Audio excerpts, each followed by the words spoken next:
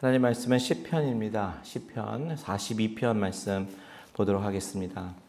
시편 42편 31페이지에 있습니다. 저와 여러분 한 절씩 교독하도록 하겠습니다. 제가 먼저 읽겠습니다. 하나님이여, 사슴이 시냇물을 찾기에 갈급함같이 내 영혼이 주를 찾기에 갈급하니이다. 내 영혼이 하나님 곧 살아계시는 하나님을 갈망하노니 내가 어느 때에 나가서 하나님의 얼굴을 보라. 사람들이 종일 내게 하는 말이 내 하나님이 어디 있느뇨 하오니 내 눈물이 주야로 내 음식이 되었도다. 내가 전에 생일을 지키는 우리와 동행하여 기쁨과 감사의 소리를 내며 그들을 하나님의 집으로 인도하였더니 이제 이 일을 기억하고 내 마음이 상하도다. 내 영혼아, 내가 어찌하여 낙심하며 어찌하여 내 속에서 불안해하는가. 너는 하나님께 소망을 두라. 그가 나타나 도우심으로 말미암아 내가 여전히 찬송하리로다. 내 하나님이여, 내 영혼이 내 속에서 낙심이 되므로 내가 열단과 헤르몬과 유살산에서 주를 기억하나이다. 주의 폭포 소리에 깊은 바다가 서로 부르며 주의 모든 파도와 물결이 나를 휩쓸었나이다. 낮에는 여호와께서 그의 인자하심을 베푸시고 밤에는 그의 찬송이 내게 있어 생명의 하나님께 기도하리로다. 내 반석이신 하나님께 말하기를 어찌하여 나를 잊으셨나이까. 내가 어찌하여 원수의 압제로 말미암아 슬프게 다니나이까 하리로다. 내 뼈를 찌르는 칼같이 내 대적이 나를 비방하여 늘 내게 말하기를 내 하나님이 어디 있냐 하도다. 같이 읽습니다. 내 영혼아, 내가 어찌하여 낙심하며 어찌하여 내 속에서 불안해하는가. 너는 하나님께 소망을 두라. 나는 그가 나타나 도우심으로 말미암아 내 하나님을 여전히 찬송하리로다. 아멘, 아멘. 너무나도 잘 아시는 말씀이 등장하지요. 내 영혼아, 내가 어찌하여 불안하고 낙심하는가. 저는 오늘 하나님께 소망을 두는 법이라는 제목으로 여러분과 말씀을 나누기 원합니다.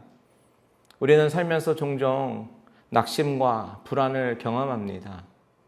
그런데 우리가 이것을 적절히 대응하지 않으면요, 이 낙심과 불안은 우리로 하여금 깊은 영적 침체로 빠져들게 만드는 그런 원인이 되기도 합니다. 최근에 여러분은 무엇 때문에 낙심하고 불안해하셨죠? 같은 질문을 저는 저에게 한번 해보았습니다. 나는 주로 무엇 때문에 낙심이 되고 불안하지? 그랬더니 저의 경우에는 미래가 불투명하고 미래가 보이지 않을 때, 그러니까 미래에 소망과 희망이 보이지 않고 답답하게 느껴질 때 불안하고 낙심이 되는 내 자신을 발견하더라고요. 여러분도 그렇지 않습니까? 내 뜻대로 되지 않을 때, 소망하는 바가 있는데 그것이 안 돼서 좌절하는 그런 상황, 즉 기대와 현실의 괴리가 느껴지게 되면 우리는 낙심이 되기도 하고요. 앞으로 무슨 일이 일어날지 모르는 예측 불가능한 그런 상황 속에서 우리가 맞닥뜨리게 되면 불안을 느끼게 됩니다. 여러분들도 여러분의 삶의 상황 속에서 여러 가지 스토리가 있으시겠지만 저 같은 경우에는 아무래도 교회를 이끌어가야 되는 입장이다 보니까 최근에 같은 경우를 한번 생각해 봤어요. 우리가 작년에 예배당을 막 찾아야 하는 그런 상황 속에서 잘 찾아지지 않고 자꾸만 거절당하고 갈 만한 장소를 찾지 못했을 때 우리 성도님들을 이끌어야 되는 그 어깨에 무게감도 있었고 막 불확실한 그런 미래가 저를 불안하게 만들기도 했었습니다. 또한 교육부 자녀들이 사실 우리의 미래라고 할 수가 있는데 우리가 이해하고 헤어지게 되고 교육부 선생님들이 문제가 해결되지 않았을 때 제 마음속에 낙심을 경험하게 되더라고요.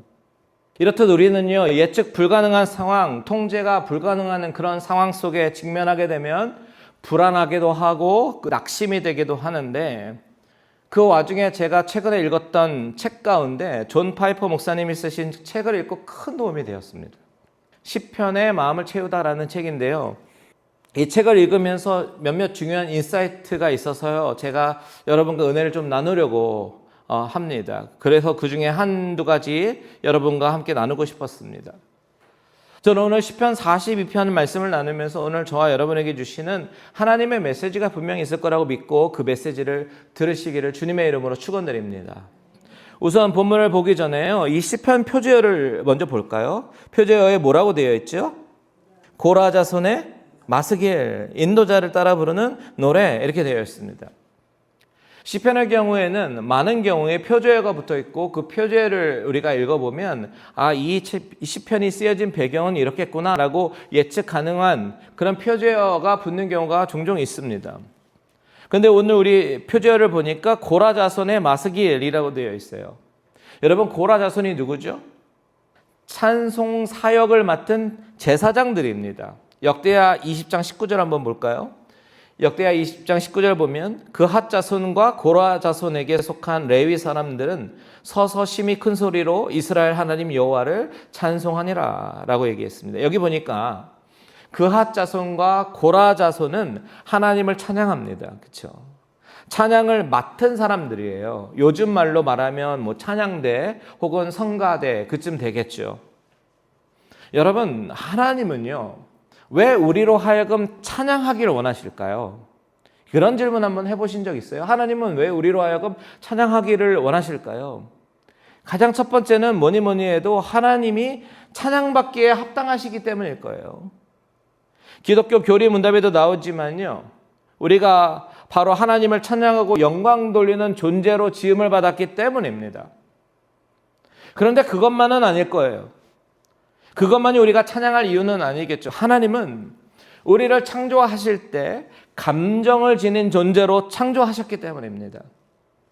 우리를 로봇처럼 그저 하나님의 뜻에 순종만 하는 그런 로봇처럼 그런 존재로 지으신 것이 아니라 하나님은 우리에게 자유의지를 주시고 감정이라는 것을 주셨어요. 그런 것들을 만드셨습니다. 결국 우리의 감정도 뭐예요? 하나님의 창조 작품이라는 겁니다.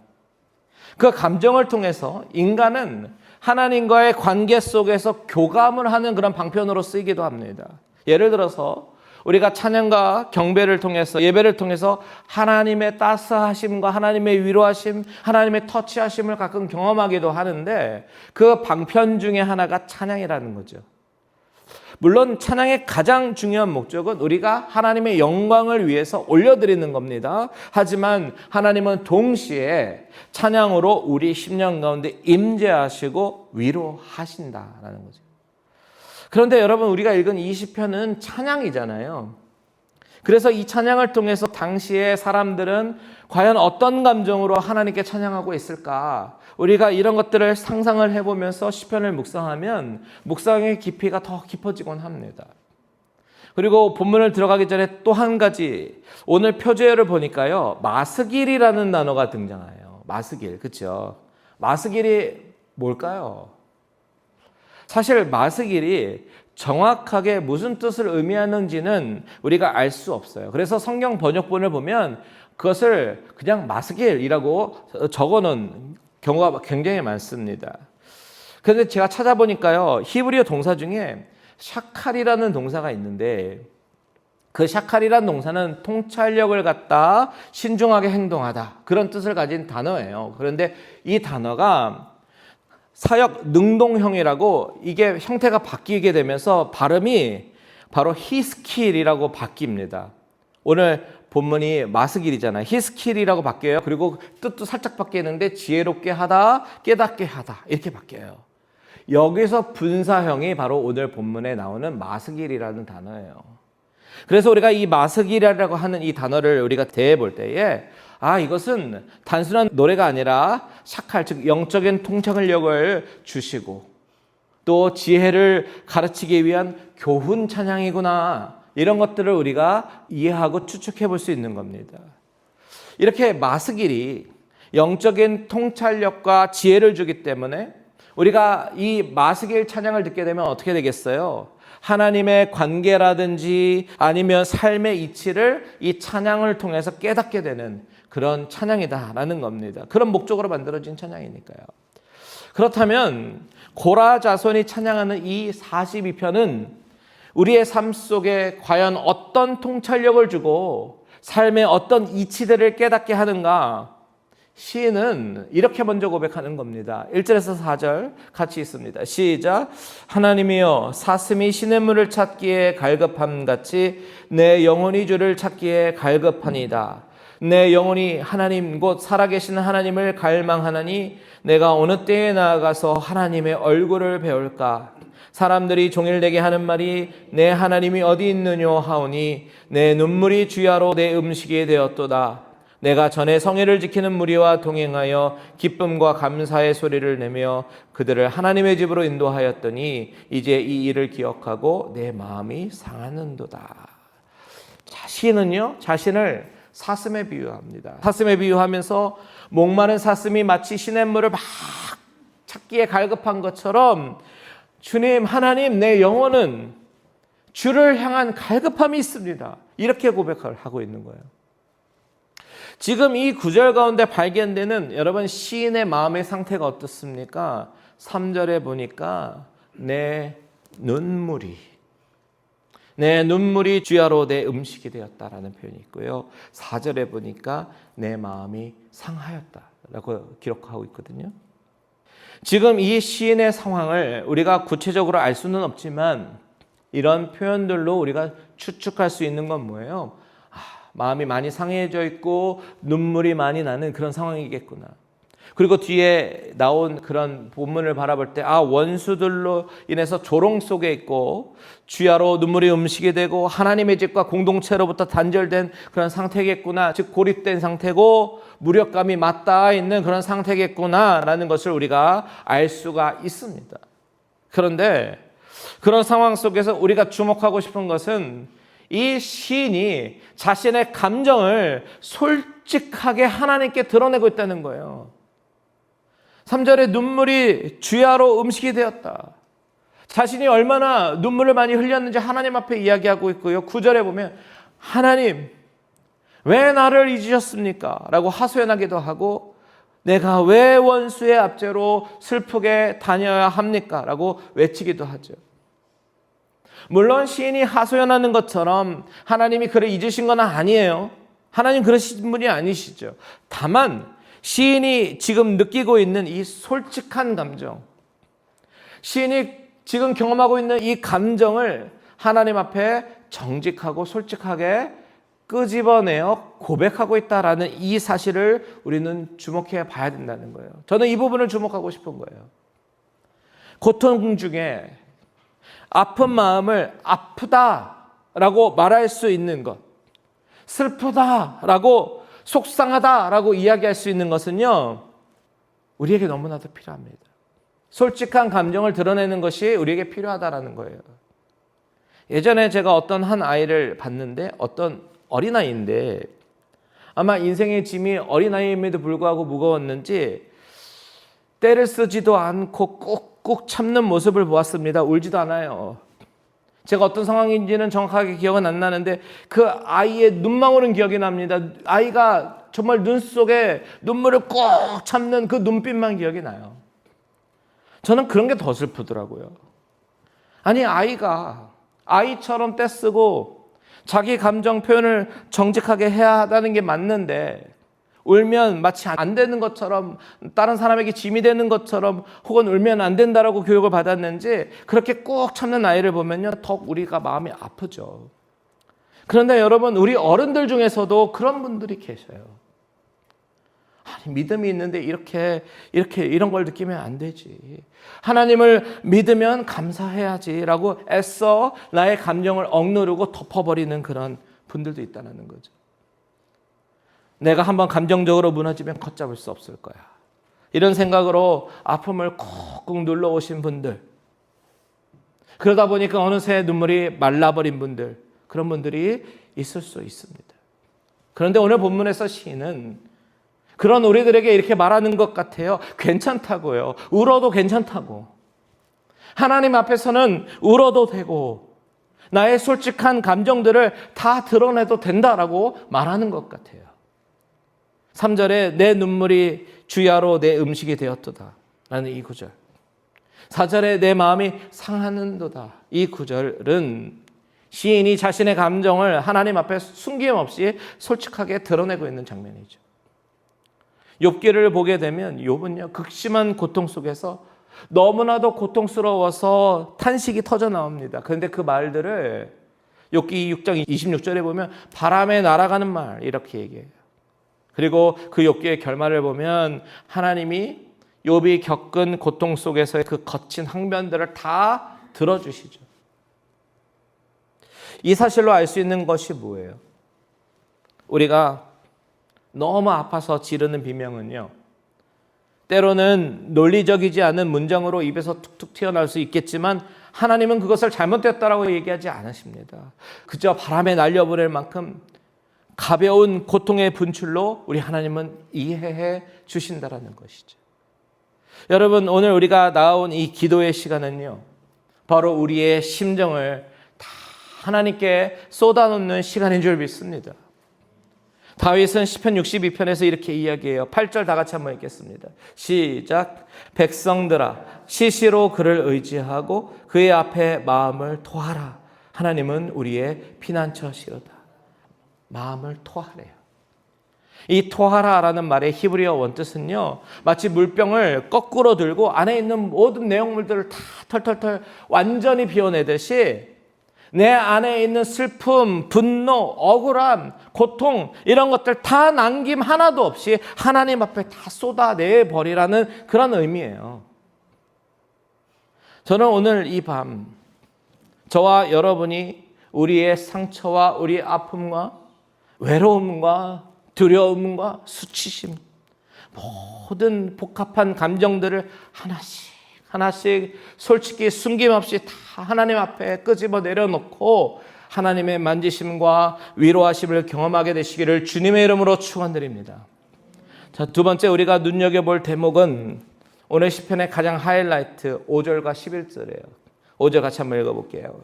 시작. 내 영혼아, 내가 어찌하여 낙심하며 어찌하여 내 속에서 불안해하는가? 너는 하나님께 소망을 두라. 그가 나타나 도우심으로 말미암아 내가 여전히 찬송하리로다. 11절도요. 시작. 내 영혼아, 내가 어찌하여 낙심하며 어찌하여 내 속에서 불안해하는가? 너는 하나님께 소망을 두라. 나는 그가 나타나 도우심으로 말미암아 내 하나님을 여전히 찬송하리로다. 아멘. 이 두 구절은 찬송시 중간에 한 번, 맨 마지막에 한 번, 마치 후렴구처럼 말하는 대목이죠. 근데 반복된다고 하는 것은 무슨 뜻이에요? 중요하다는 거예요. 이 시인이 가장 강조하고 싶고 가장 말하고 싶은 핵심이 바로 이 부분이다라는 겁니다.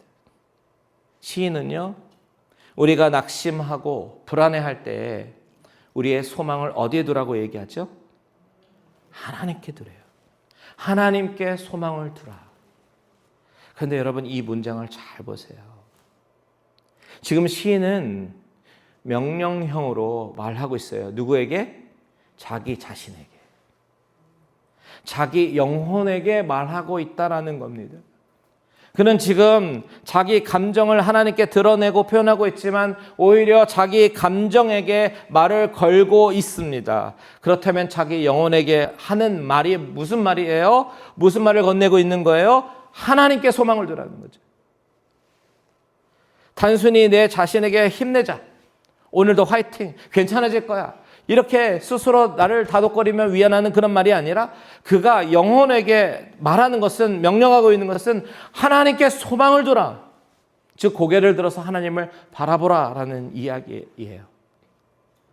그런데 여기서 중요한 인사이트가 원어로 보니까 나와요. 우선 5절을 원어로 보고 직역하면요, 이렇게 번역을 할 수 있습니다. 뒤에 부분만요, 그가 나타나 도우심으로 그 부분만 번역을 하면, 이는 내가 다시 그를 찬송할 것이기 때문이다. 그의 얼굴로부터 오는 구원들을 인하여. 이렇게 할 수 있어요. 자, 한국어로 하나님의 도우심으로 말미암아, 그 부분, 그 도우심이 어디에서부터 온다는 이야기예요? 하나님의 얼굴로부터 온대요. 여러분, 지금 시인이 자신의 영혼에게 선포하기를 너는 하나님께 소망을 두라 라고 말하는 것은 너는 지금 고개를 들어서 하나님의 얼굴을 바라보라 라고 말하고 있는 것이다 라는 이야기예요. 그의 눈물의 상황, 아픔의 순간들을 하나님께 내려놓으면서 하나님 이런 상황을 바꿔주세요. 해결해 주세요. 이렇게 기도하고 선포하는 것이 아니라 상황과 형편에 바뀌는 것이 아닌 내 영혼아, 너는 하나님의 얼굴을 바라보라. 이렇게 이야기하고 있는 겁니다. 그렇다면 여러분, 왜 하나님의 얼굴을 과연 바라보게 하는 걸까요? 구약에서 하나님의 얼굴이라고 하는 것은요, 히브리어로 파님이라고 얘기해요. 파님. 이 단어는 우리가 생각하는 어떤 우리의 face, head 이런 것 의미가 아니고요, presence예요. 임재 혹은 존재라는 뜻을 갖고 있는 단어입니다. 단순한 외모가 아니라 그 존재 전체 presence의 현존을 의미하는 그런 단어입니다. 그렇기 때문에 창세기 3장에서 아담이 타락했을 때를 한번 보십시오. 그때 뭐라고 얘기해요? 3장 8절 시작. 그들이 그날 바람이 불 때 동산에 거니시는 여호와 하나님의 소리를 듣고 아담과 그의 아내가 여호와 하나님의 낯을 피하여 동산 나무 사이에 숨은지라. 아담과 하와가 죄를 짓고 나서 무엇을 피해요? 하나님의 낯을 피하는 거예요. 하나님의 얼굴을 피하는 겁니다. 그것은 하나님의 presence, 존재를 무서워하기 시작하는 거죠. 죄를 졌으니까. 하나님의 얼굴을 구하는 것은 하나님의 임재를 구하는 것과 같은 의미입니다. presence니까 그 존재 자체를 구하고 있어요. 하나님의 임재를 구하는 거예요. 민수기 6장 25절과 26절 한번 봅니다. 시작. 여호와는 그의 얼굴을 내게 비추사 은혜 베푸시기를 원하며 여호와는 그 얼굴을 내게로 향하여 드사 평강 주시기를 원하노라 할지니라 하라. 자, 여기에 얼굴을 비추신다, 얼굴을 향하신다, 무슨 뜻이겠어요? 하나님의 임재가 은혜이고 평강이다라는 그런 뜻인 거죠. 그래서 시편 105편을 지은 시인은 이렇게 얘기하는 거예요. 시편 105편 4편 시작. 여호와와 그의 능력을 구할지어다 그의 얼굴을 항상 구할지어다. 뭘 항상 구하래요? 하나님의 얼굴을 구하래요. 여호와와 그의 능력, 그의 얼굴을 구하라. 이 고백은 하나님을 사모합니다. 하나님을 갈망합니다. 하나님의 임재를 구합니다 라는 뜻인 거죠. 여러분, 우리가 시인이 자신의 영혼에게 하나님께 소망을 두라 라고 말하면서 하나님의 얼굴을 바라보라 라고 하는 이유가 바로 여기에 있는 거예요. 하나님의 페이스를 구하는 것이 아니라 하나님의 임재와 하나님의 함께 하심을 구하고 있는 거죠.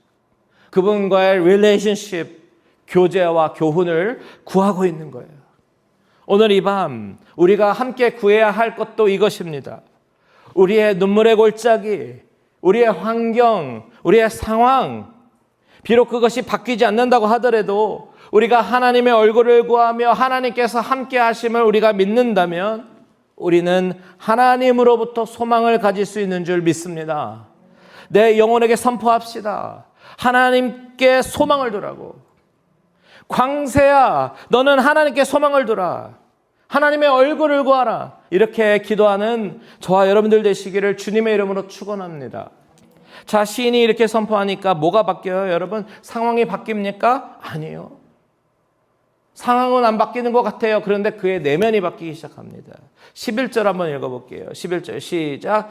내 영혼아, 내가 어찌하여 낙심하며 어찌하여 내 속에서 불안해하는가? 너는 하나님께 소망을 두라. 나는 그가 나타나 도우심으로 말미암아 내 하나님을 여전히 찬송하리로다. 5절에 나왔던 고백이 다시 한번 나오죠. 그런데 사실 원어로 보면요, 약간 달라요. 뭐가 다르냐? 단 하나의 전미사가 바뀌었어요. 그의 얼굴이요, 나의 얼굴로 바뀌어 표현이 됩니다. 11절을 직역하면 이래요. 내 영혼아, 어찌하여 엎드려져 있느냐? 하나님께 소망을 두라. 이는 내가 다시 그를 찬송할 것이기 때문이다. 나의 얼굴의 구원을 인하여. 이렇게 번역할 수 있어요. 자, 전미사가 하나 바뀌었을 뿐인데 내용이 너무나도 크게 달라지는 거예요. 하나님의 얼굴로부터 오는 구원으로 인해서 찬양을 선포하던 것이 내 얼굴의 구원을 인하여 찬양하기 시작하는 거예요. 무슨 말이에요? 상황이 변해서 할렐루야, 하나님이 내 기도에 응답하셨습니다. 하나님이 기적을 베푸셨고 내 원수를 무찌르셨습니다. 이런 간증을 우리는 사실은 기대하거든요. 하나님이 모든 상황을 다 해결해 주실 것을 우리는 기대하거든요. 그런데 시인에게 있어서는 그런 고백이 나오는 것이 아니라 상황이 바뀌었다고 하나님이 승리하게 하셨다라고 말하는 것이 아니라 뭔가 달라졌는데 그게 뭐냐? 5절에서 하나님의 얼굴을 바라보기 시작하니까 11절에서 자신의 얼굴이 회복됨을 알게 된 겁니다. 상황이 바뀐 것이 아니라 방향이 바뀐 거예요. 하나님을 향해 얼굴을 돌렸더니 어느 순간 나의 얼굴이 하나님의 그 빛을 받아서 달라지게 되는 거죠. 여러분, 우리는요, 낙심이 오면 무의식적으로 고개를 숙입니다. 그리고 자꾸 그 상황을 바라보고 그 상황과 환경을 곱씹고 묵상하죠. 그리고는 나의 무능력함을 절실하게 깨닫습니다. 그런데 오늘 이 시편 기자 고라자손, 이 자손은 찬양하면서 혹은 찬양을 회중 가운데 인도하면서 오히려 반대로 고개를 들어서 하나님을 바라보게 하는 거죠. 그러면 나의 근심 어린 얼굴은 바뀌기 시작하는 거예요. 하나님의 형상을 회복하기 시작하는 겁니다. 여기서 우리는요, 너무나도 중요한 진리를 오늘 본문에서 발견합니다. 우리가 하나님께 소망을 둔다라고 하는 것은 바로 나의 시선과 방향을 바꾸는 거라는 이야기예요. 방향이라는 거예요, 방향. 낙심 속에서 고개를 들어서 그분의 얼굴을 바라보고 그분의 임재를 구하고 그분의 동행을 구하잖아요. 그러면 내 얼굴 빛이 달라집니다. 왜요? 그분의 빛이 내 얼굴 빛에 비치니까. 상황은 바뀌지 않아도 우리는 평강을 누릴 수 있고 평화를 누리고 기쁨과 구원의 감격을 누릴 수 있게 되는 거예요. 바로 이것이 그리스도인들이 소유할 수 있는 비밀입니다. 세상은 몰라요. 알 수도 없어요. 이해하지도 못하죠. 그런데 그리스도인들은요, 예수 안에서 예수님을 구하고 하나님의 얼굴을 구하면요, 때로는 어려운 상황 속에 닥친다고 하더라도 찬양할 수 있어요. 내 영혼 평안해. 내 영혼 평안해. 이렇게 찬양할 수 있는 거죠. 지난주 주일날 감옥 안에서 우리가 바울이 에베소에 편지를 쓰면서 찬송하리로다, 그 찬송의 이유에 대해서 이야기를 나눴잖아요. 근데 그 예배 시간에 선교사님이 오셨잖아요. 선교사님이 예배 마치고 그러시는 거예요. 자기도 똑같은 경험을 했다고. 선교지에서 감옥에 갇혀서 구치소에서 이제 어떻게 해야 되나 그런 생각이 들 법한데요. 핸드폰도 없죠. 소지품도 다 압수되었죠. 그래서 할 수 있는 것이 찬양과 기도밖에 없었더래요. 그래서 감옥에서 바울처럼 찬양을 막 불렀다는 거예요. 그랬더니 옆에 있던 사람이 당신 도대체 뭐 하는 사람이냐라고 묻더랍니다. 그래서 나는 선교사고 목사다. 그러니까 갑자기 나를 위해서 좀 기도해 달라고. 자기도 예수 믿고 싶다고. 그러면서 같이 기도하고 영접 기도까지 했다고 그거 간증을 하시더라고요. 여러분, 이왕 예수 믿는 거 우리가 이렇게 멋지게 믿어야 되지 않겠습니까? 우리 인생에서 경험되는 수많은 아픔과 어려움과 낙심과 절망과 불안 속에서 사탄은 어떻게 해서든지 그 낭망스러운 환경을 묵상하게 만들고 절망 속에 우리를 몰아넣으려고 하지만 예수의 십자가의 흔적을 가진 우리 그리스도인들은 그 가운데서 하나님의 얼굴을 구하면서 선포할 수 있는 겁니다. 내 영혼아, 내가 어찌하여 낭망하며 어찌하여 내 속에서 불안해하는가? 너는 하나님께 소망을 두라. 아멘이십니까? 오늘 이 밤 저와 여러분의 기도가 나의 모든 관점을 바꾸어 버리게 되는 귀한 시간 되시기를 주님의 이름으로 축원드립니다. 다 같이 기도하겠습니다.